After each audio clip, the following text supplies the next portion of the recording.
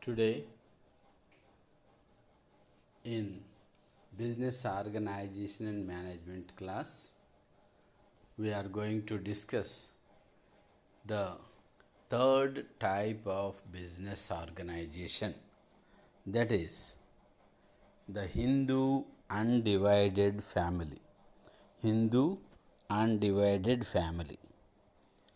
First one is sole tradership.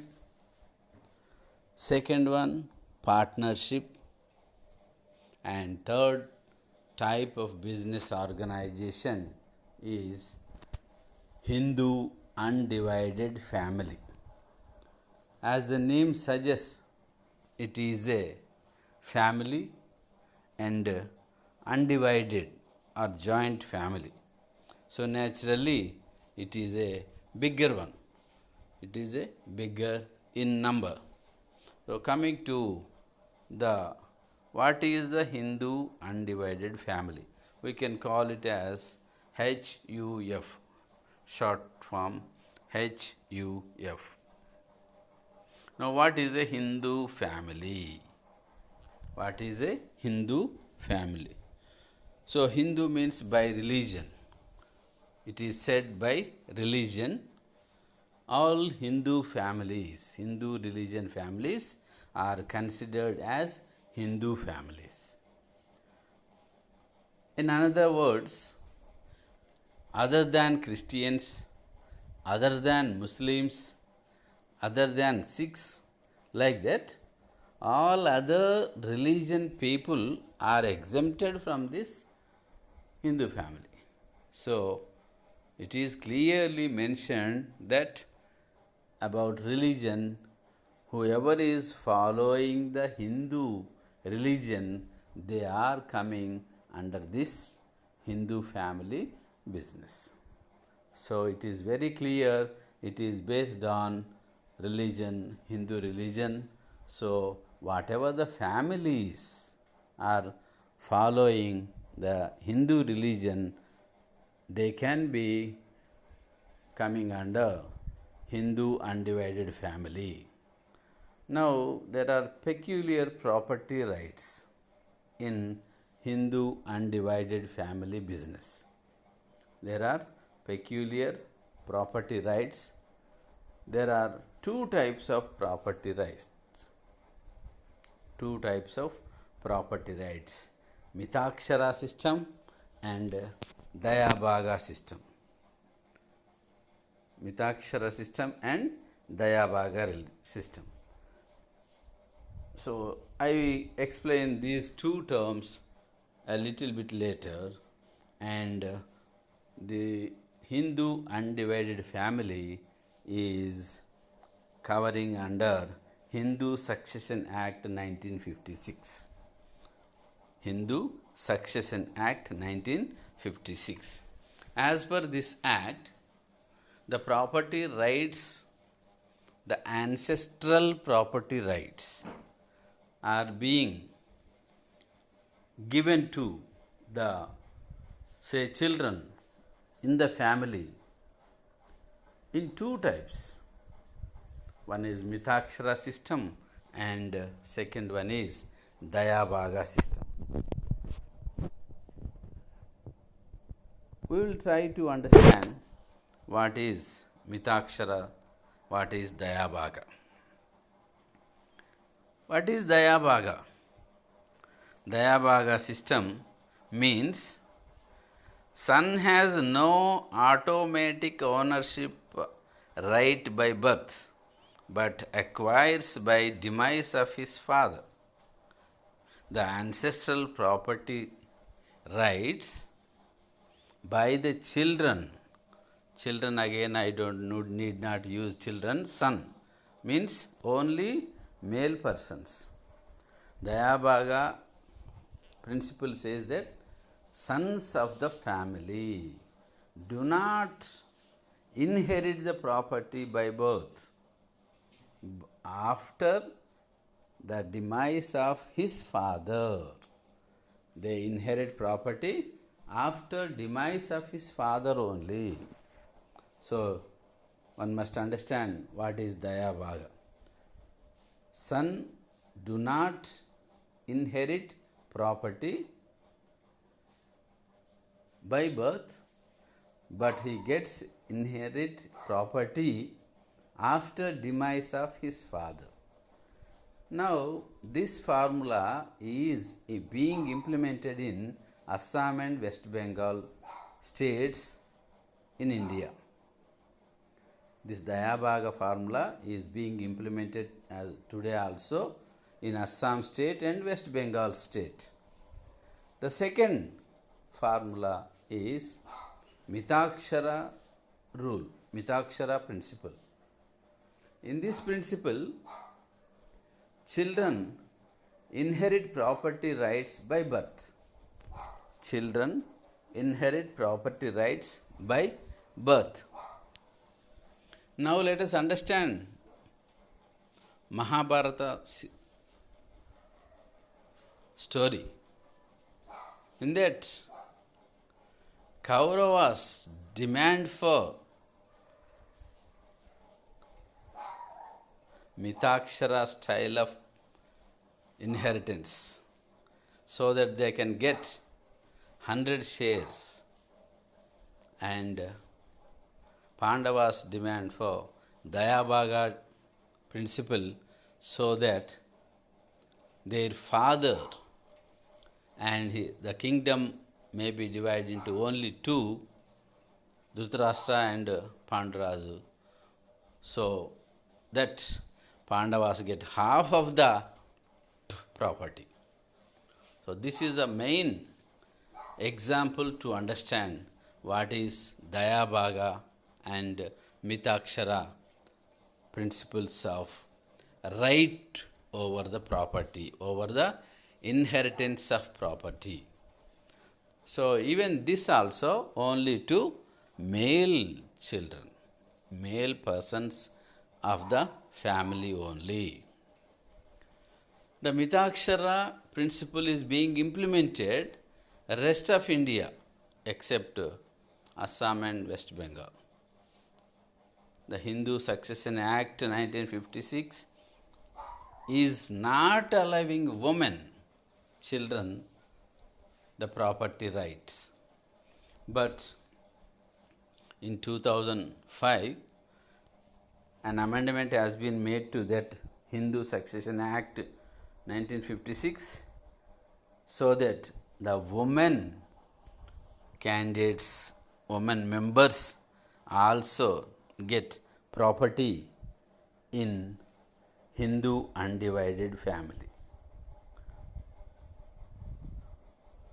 So, who are the members of Hindu undivided family? Who are the members of Hindu undivided family? First one, Karta, head of the family, oldest person in the family, oldest male person in the family, oldest male person in the family. Second, sons who born in the family, wives and daughters of male persons, male members. These three are members till 2005, and after that daughters are also treated as members. Before that, daughters are not members of Hindu undivided family and they do not have any right over the inherited property. They are not treated as members of Hindu undivided family. Only male persons were treated as members of the family.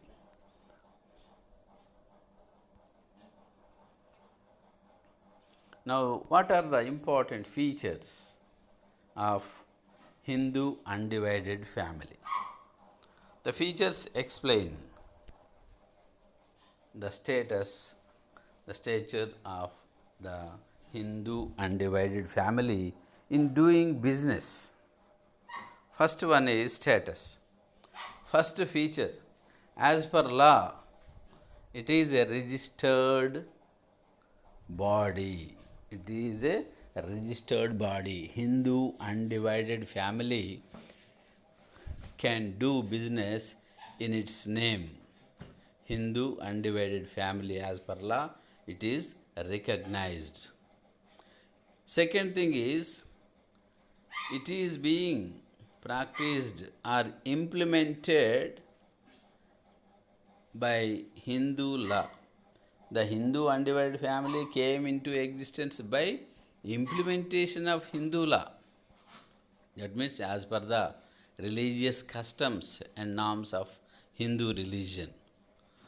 So, whoever is interested in Hindu religion, they believe, they go as per their Hindu customs, and the Hindu implementation of Hindu religion is the best, is the compulsion made to led to Hindu Undivided Family. Third point is management. Who manages the Hindu Undivided Family business? Means the oldest male person called Karta. Karta manages the Hindu Undivided Family business. The oldest male person in the family is called Karta. He manages the entire business. Copercenary. Who is he? Copercenary is the newborn child. Earlier newborn male baby only, but now onwards, 2005 onwards, a newborn child, whether male or female. Why we are speaking about a newborn child? Means as many births are there in the family, the per head share in the property decreases.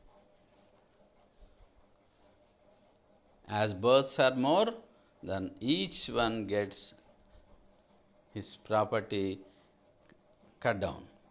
So, this is the inversional relationship between increase in the number of members in the family, members in Hindu Undivided Family, and their share in the ancestral property. So there is, whoever take birth in the family, they are automatically becoming members of the family, and they are getting share over their right in the ancestral property. Liability. Coming to liability aspect, here Karta is having unlimited liability. Karta, the leader of the business, the elder person in the family, is having unlimited liability, whereas the members are having limited liability. Members are having limited liability to their share, limited to their share only. But Karta is having unlimited liability. Next important aspect is changing membership. As I told previously, the membership in the family is always changing. As a birth is taking place, number is increasing. As a death took place, number decreases. It means the number of shares in the property increases by birth, decreases by death. So, as many births or deaths are happening in the family, in the Hindu Undivided Family, the share per head, the property is also changing. And as per Dayabhaga rule, there is no change in even in number of members in the family, because Dayabhaga rule is following based on the fathers, not the members, not the children. So next one, existing of Hindu Undivided business. So when we compare the business with sole tradership, it is reasonably it can exist for longer time. If you compare with partnership business also, it may continue for longer distance. And maintenance of accounts is done by the karta, the leader of the family, the eldest of the family. He looks after all the accounts of the business, and he is most responsible for the maintenance of accounts in the Hindu undivided family. Now coming to, after understanding the features of Hindu undivided family, we next learn about merits and demerits of Hindu undivided family business. First we talk about merits. Continuity is the first benefit.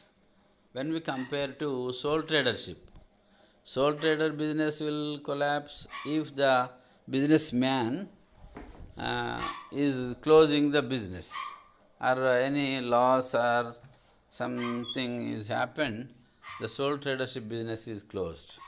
Even in partnership also, the closure is, the risk of closure is there. But in Hindu undivided family business, the continuity is a good feature because every person is being trained. Coming to second point, training. So if the elder person is running the business as karta, the younger ones are being given training by observing, by participating in the Hindu undivided family business. So after the demise of the karta or senior person, the younger one comes into the position and lead the business. So for that he takes training by participating in the Hindu undivided family activities. Time of business, how much time they can continue. So usually a longer time the business may continue because that is their own business. Interest on business. Because there is their own business, they can work for longer time, they can earn for more and more, they can earn for more profits, they can earn more profits by working hard and by working extra time. Since it is our own business, everyone works hard and the interest may be increased over others. Next, fifth one is very important advantage, the division of labor.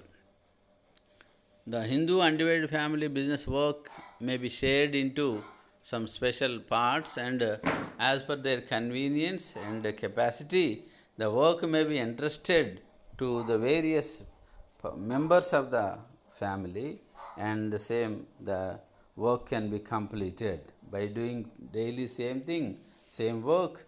It can be converted as division of labor, and they may get perfection in that work, so they may yield good production. Next one is discipline and cooperation, forgiveness. Since all the members are closely related,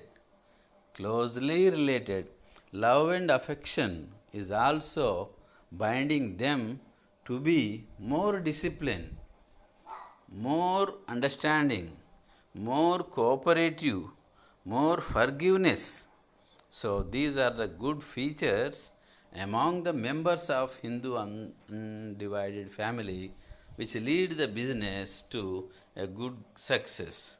Keeping all the differences aside, the business can cherish based on these principles and more resources.